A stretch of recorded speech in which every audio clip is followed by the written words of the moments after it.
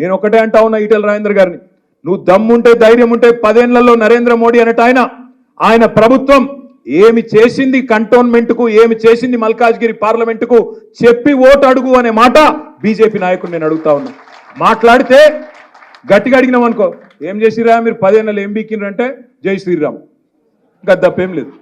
రామనామ జపున పరాయమాల అపున, రామనామ జపున 11,560 కోట్ల ఎలక్ట్రల్ బాండ్స్ అపున, 11,560 కోట్ల రూపాయలు ఇవాళ బీజేపీ అకౌంట్లో ఉన్నమాట వాస్తవం కాదా? ఎలక్ట్రల్ బాండ్స్ రూపంలో మీరు ఇవాళ ఏదైతే స్కామ్ అంటుండ్రో, లిక్కర్ స్కామ్, అందులో ఒక ఆయన దగ్గర 60 కోట్లు తీసుకొని ఆయన బయటికి పంపింది వాస్తవం కాదా?